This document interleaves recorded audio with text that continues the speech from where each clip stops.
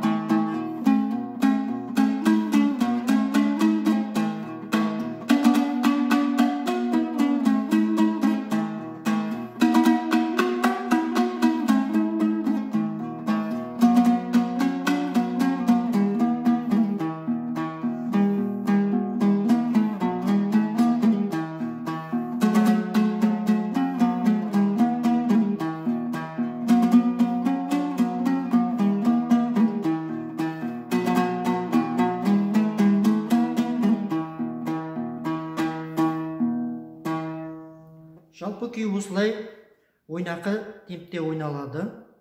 Яғни темпі, бұл күйді талдайтын болсақ, ойнақы, ұстамды. Кілттік белгіде 2-де 4 размері кездеседі. Яғни бастан аяқ 2-де 4 кілттік белгісінде ойналып шығады. Сонымен қатар пиано, форте сияқты динамикалық белгілері кездеседі. Ал қағысына тоқталатын болсақ, бұл күйдің қағысы яғни төмен, 2 төмен және алма кезек болып алмасып отырады. Яғни қағысы бірінші тактада 2 төмен. Яғни 2 төмен. Сосын екінші тактада алма кезек. Сонымен бірінші кіріспесін, бірінші фразаны ойнап көрейік.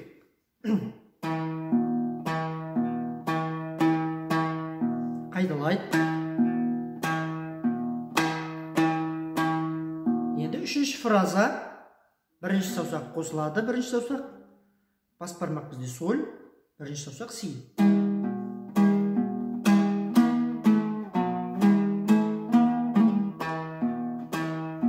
Яғни бірінші екінші фразаны қайталайық.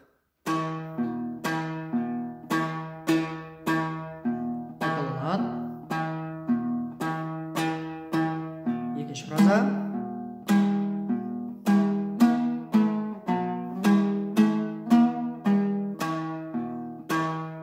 Қайталады.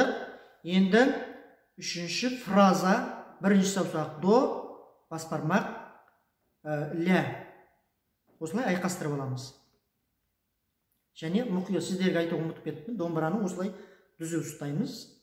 Шынтақтар, саусақтар төмен орында бір қалыпта тұру керек. Ешқайсына салмақ түсіруге болмайды.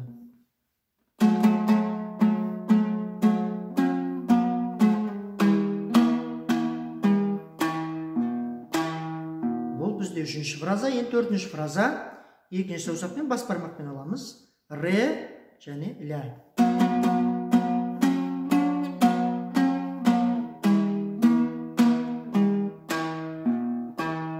Тағы да мұқият қайталаймын үшінші, төртінші фразаны. До.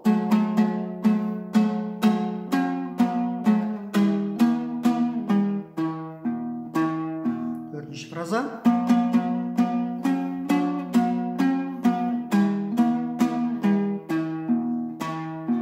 5-ші фраза си, соль, си қайталанады.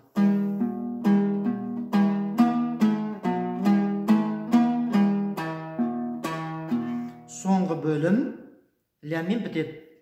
Яғни ля. Бұл жерде 16 дейді, яғни 16-лық ноталар кездеседі. Яғни алма кезек.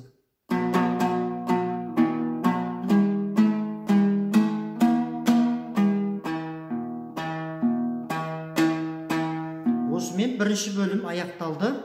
Енді осы бірінші бөлімді қайтадан бастан ойнап шығайық.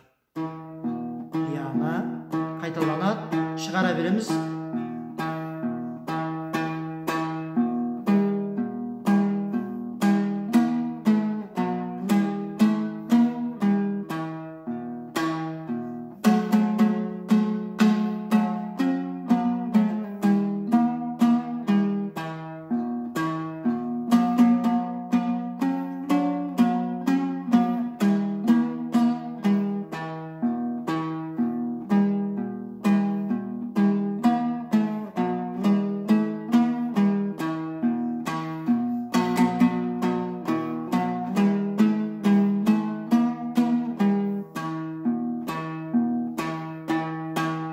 Енді екінші бөлімінде бірінші бөлімі сияқты дәл қайталанады, тек ортаңғы, ортаңғы сағада. Мынау бас буын, мынау ортаңғы саға. Осы жерде қайталанады дәл.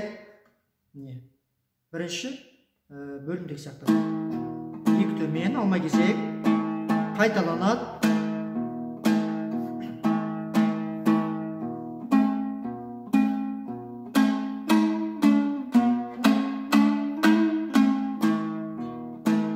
Енді тағы да қайталап көрейік. Осы бірінші, екінші фразаны бірден қайталап көрейік.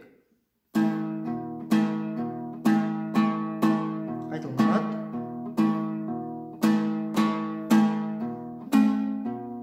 Төмен, алма кезек.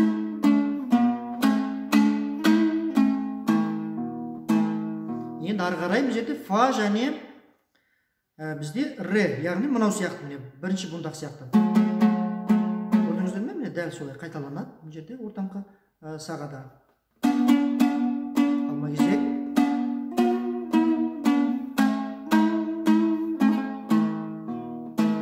Келесі фраза енді бұл жерде соль және бас бармақ бізде ре.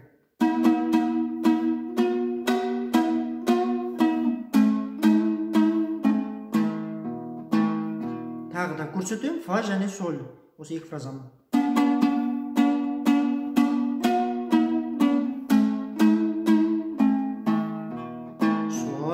Алма кезек.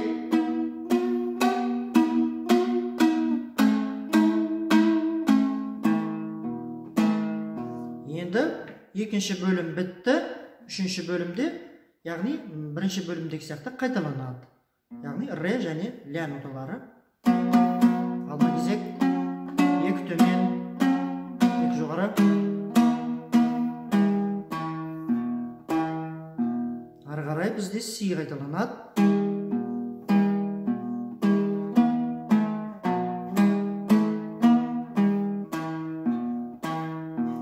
До қайталанады.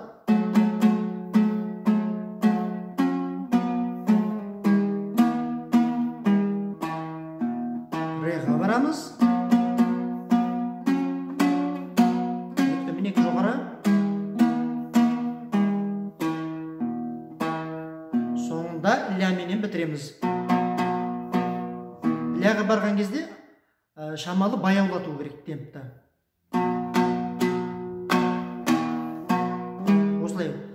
Алып кетуіміз керек. Ля, ля, ля, ля, ля деп бірінші темпке түсініп кетуіміз керек.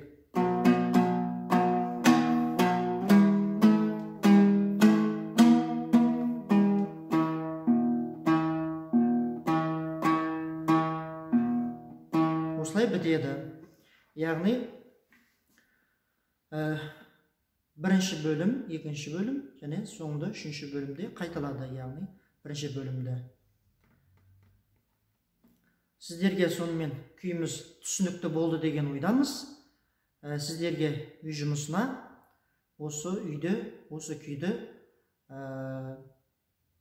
менің жазған бейнеме қарап, үйреніп үйде қайталаңыздар. Халық күйі деген не? Соны оқып үйреніңіздер. Жалпы халық күйлері балаларға өте жеңіл келеді. Тыңдағандарыңызға көп рахмет. Қош сау болыңыздар.